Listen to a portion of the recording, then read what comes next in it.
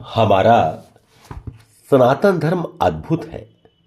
हमारे शास्त्रों के अनुसार मनुष्य की आयु लगभग 100 वर्ष मानी गई है और इसको व्यतीत करने के लिए इसे 4 भागों में बांटा गया है। 25 वर्ष तक की आयु का विधान ब्रह्मचर्य का पालन करने और करते हुए शिक्षा और अध्ययन रखा गया है। यह ऐसी आयु है जिसमें आप अधिक से अधिक शिक्षा प्राप्त करें और जीवन को इस लायक बनाएं कि आप जीवन में आगे बढ़ने के लिए सक्षम हो।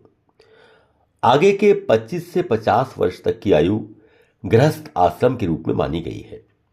आप 25 वर्ष की आयु के बाद गृहस्थ आश्रम में प्रवेश करें, सुपात्र वर अथवा वधू का चुनाव कर अपने जीवन को पूर्णता की ओर ले जाएं और पितरों का ऋण उतारने के लिए संतानोत्पत्ति करें और स्वयं को व्यापार या व्यवसाय में व्यवस्थित करें। अर्थोपार्जन, गृहस्थ जीवन का निर्वाह, अपने बच्चों का अच्छी तरह लालन पालन करना, उनको अच्छे प्रकार से शिक्षा दिलाना, संस्कार बनाना, ये आपका कर्म है। गृहस्थ जीवन में यही आपका कर्म है। दुनिया की हर चीज में भाग लेते हुए आप अपने आप को स्थापित करें और यथेष्ट धनोपार्जन कर अपने को समाज में अग्रणी बनाएं। बल, बुद्धि, विद्या एवं विवेक से आर्थिक रूप से संपन्न होकर आप समाज में उसका एक स्तंभ बने। 50 से 75 वर्ष की आयु का विधान आप अपने बच्चों को अपने व्यवसाय, उद्योग अथवा व्यापार में व्यवस्थित करने में सहायता करें, जिससे कि वो अच्छी तरह से स्थापित हो सके। आपका ध्यान केंद्रित होना चाहिए कि अपने बच्चों के लिए अच्छे वर वधू की खोज कर उनको गृहस्थ जीवन में प्रवेश कराएं और अपने अनुभवों से उनको लाभ दें, जिससे कि वे अपने गृहस्थ जीवन में अच्छी तरह से व्यवस्थित हो सके।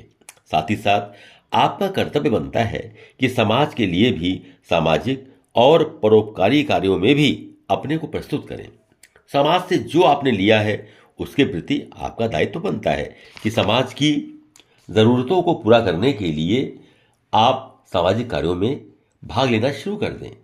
75 वर्ष की आयु पूर्ण होने पर हमारे यहाँ विधान है कि 75 वर्ष से 100 वर्ष तक की आयु यानी मृत्यु पर्यंत आपको एक सन्यासी की तरह अपने जीवन को व्यतीत करना चाहिए। सन्यासी का मतलब है कि आप मान अपमान से ऊपर उठकर अपने को मानसिक, शारीरिक और बौद्धिक रूप से सक्षम रखते हुए समाज के प्रति अपने उत्तरदायित्व का निर्वाह करें। बच्चों को पूर्ण रूपेण स्वतंत्र कर सारा दायित्व उनको सौंप दें और सामाजिक कार्यों में समय व्यतीत करें। धार्मिक कर्तव्यों, भजन चिंतन में भी अपने समय को लगाएं। संन्यास की इस अवस्था में आपके लिए न कोई शत्रु होना चाहिए, न कोई विरोधी। जो व्यक्ति आपसे प्रेम करते हैं, आपको पसंद करते हैं, जिन के साथ मिलकर आप खुश होते हैं, उनके साथ खुशियां मनाइए। जो व्यक्ति आपसे घृणा करते हैं, आपको प्रताड़ित करने का काम करते हैं, उनसे दूर रहने का प्रयत्न करिए और अपने सात्विक विचारों को दृढ़ बनाइए। साथ ही समाज की सेवा करने में जो भी आप तन मन धन से कर सकें वो करने का प्रयत्न कीजिए। अपने परिवार, बच्चों, पुत्र पौत्रों सबके साथ उल्लासित जीवन व्यतीत कीजिए। अपने रिश्तेदारों के साथ संपर्क बनाएं और मित्रों के साहचर्य का आनंद लीजिए। आप अपनी सारी आर्थिक जिम्मेदारियों से मुक्त हो जाइए और अपने जीवन को चलाने में अब आप पूरी तरह स्वतंत्र हैं। लेकिन ध्यान रखिए कि आज ऐसे आश्रम अब रह नहीं गए हैं जहां जाकर आप संन्यास का जीवन भगवान या भगवत भजन में व्यतीत कर सकें। इसलिए अपने घर पर रहकर ही संन्यास के धर्म का पालन कीजिए।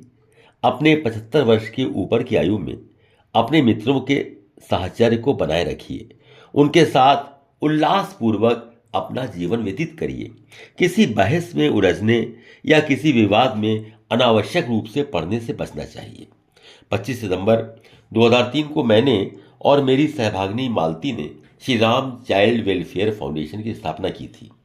ये फाउंडेशन विद्यार्थियों की शिक्षा, स्वास्थ्य और प्रतिभा विकास का कार्य पिछले 20 वर्षों से कर रही है।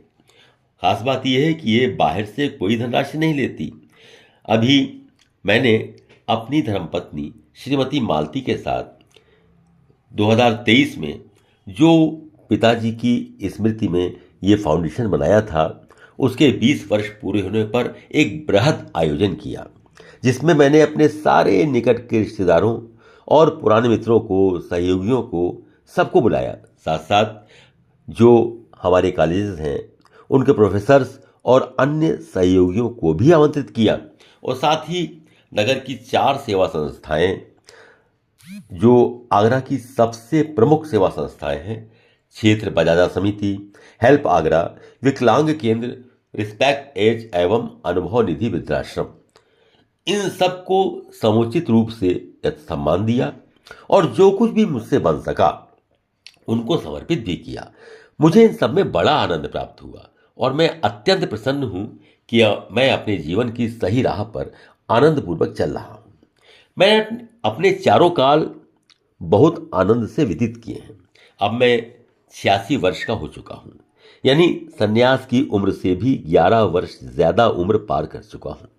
मैं आज रोटरी क्लब आगरा की सदस्यता के भी 53 वर्ष पूरे कर चुका हूं और 80 प्लस अपने मित्रों के साथ हफ्ते में 2 बार मीटिंग कर उनके साथ प्रत्येक विषय पर निसंकोच बातचीत कर प्रसन्नतापूर्वक अपना समय व्यतीत कर रहा हूं। मेरे सारे मित्र लगभग 40 से 50 वर्ष पुराने तो हैं। उनका साहचर्य मुझको बहुत आनंद देता है और उनको देखकर मुझे अपनी कठिनाइयां भी सहजता से सहन करने की प्रेरणा मिलती है। मैं अपने जीवन से पूर्ण रूप से संतुष्ट हूं। मेरे 2 पुत्र अपने अपने व्यापार को पूरी तरह से सफलतापूर्वक चला रहे हैं और मेरी 3 पुत्रियां विवाहित हैं और अभी तक मेरे 2 नातियों का और 2 देवतों का विवाह संपन्न हो चुका है। मैं दैनिक जीवन में सुबह स्नान कर तुलसीदास रचित रामचरितमानस का पाठ करता हूं। कुछ समय अपने निवेश जो शेयर और म्यूचुअल फंड्स में हैं, उनको कंप्यूटर पर खरीद बिक्री करता हूं और सोते समय हनुमान चालीसा का पाठ कर उनका स्मरण करते हुए सो जाता हूं। मेरे बेटे नाती सभी मुझे बहुत सम्मान देते हैं और प्यार करते हैं। मैंने शुरू से ही अपने बच्चों से बहुत ही स्नेह संबंध बनाकर रखा है और बच्चों ने भी मुझे खूब प्रेम और आदर दिया। ये भगवान की मेरे ऊपर बड़ी कृपा है। भगवान की असीम अनुकंपा है कि इस उम्र में भी मेरे पुत्र मुझे बहुत आदर देते हैं। मेरी पुत्रियां मुझे बहुत ही प्रेम करती हैं और मेरे पौत्र पौत्रियां, देवते और देवतियां भी मुझे बहुत चाहते हैं। मेरे मित्र हमेशा मेरे सुख दुख में साथ देने को तत्पर रहते हैं और मैं उनके लिए। जिंदगी के साथ थोड़ी बहुत तकलीफ तो अवश्यंभावी है, जिसे सहने का साहस मुझे इन सब के प्रेम और साहचर्य से मिलता है। मेरी प्रभु से यही प्रार्थना है कि मेरा शेष जीवन आनंद पूर्वक बीते और मैं भगवान के अपने धर्मशास्त्रों के दिखाए हुए मार्ग पर अच्छी तरह से चलता रहूं। मैं ईश्वर को धन्यवाद देता हूं कि उसकी प्रेरणा से ही मैं उन संस्कारों का निर्वाह कर सका जिन्हें हमारे सनातन धर्म में निभाने का निर्देश दिया गया है। किंतु मन की चंचलता और बाह्य आकर्षण अक्सर व्यक्ति को विचलित कर ही देते हैं। एक पत्नी व्रत, शाकाहार एवं मादक पदार्थों से जीवन भर मेरी विमुखता ये ईश्वर के पास से ही संभव हो सकी। दास कबीर ने ऐसी ओढ़ी, ज्यों की त्यों धर दीनी चदरिया। मेरे ऊपर मेरे स्वर्गीय पिताजी का वरदहस्त आज भी है, जिससे मैं उनके दिखाए हुए मार्ग का अनुगामी होकर उस पर चलने की चेष्टा करता हूं।